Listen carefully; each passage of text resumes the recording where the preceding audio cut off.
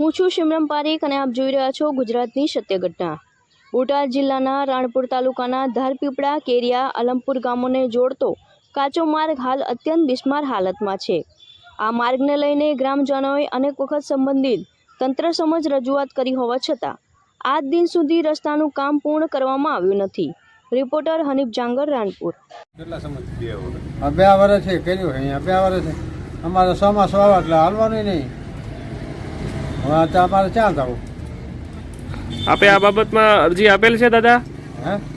અરજી આપેલી છે? હા, અરજી તો આપેલી છે। અરજી આપ્યા પછી આપનો અરજીનો નિકાલ આવ્યો છે? ના, અરજી તો રોડ બનતો ને આપી હતી, કોન્ટ્રાક્ટરને બધાને આપેલી, કોન્ટ્રાક્ટર હાલ્યા જ નહીં। શું કારણ છે એને ચાલતા એ શી ખબર? આપનું નામ? દિનેશભાઈ દિનેશભાઈ, કયું કામ તમારું? કેરિયા।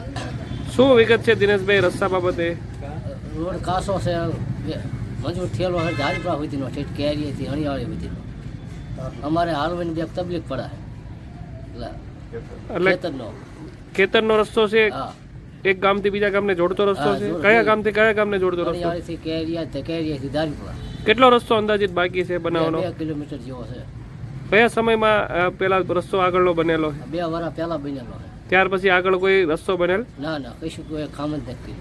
હવે હું આપ કહેવા માંગો છો? હવે આ તો હપ થાય એમ સારું આંદોલન ઉપર ઉતરશું। આપનું નામ? પરમાર રમેશભાઈ, રમેશભાઈ, કયું ગામ આપનું? ધારપીપળા। શું વિગત છે રમેશભાઈ? ધારપીપળાથી કેરિયા અણિયાળી રોડ 2021માં મંજૂર થયો હતો, એ હજી સુધી બન્યો નથી।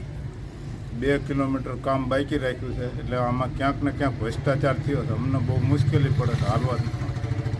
એક ગામથી બીજા ગામ જવાનો રસ્તો છે, એ રોડ મંજૂર થયો છે 2021માં।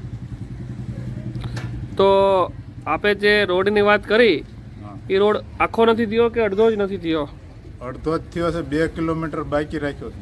ધારપીપળા, કેરિયા અને અણિયાળી એમ 3 ગામને જોડતો રોડ મંજૂર થયેલો છે। આપને જે વાત કરી વર્ક ઓર્ડરમાં છે પૂરું? હા વર્ક ઓર્ડર આપે જોયેલો છે? હા, એમાં શું બતાવે છે? એમાં ધારપીપળા, કેરિયા અને અણિયાળી રોડ મંજૂર થયેલો છે। પૂરેપૂરો? હા, અને થયો નથી? ના, નથી થયો। તો હવે આપ શું કહેવા માંગો છો?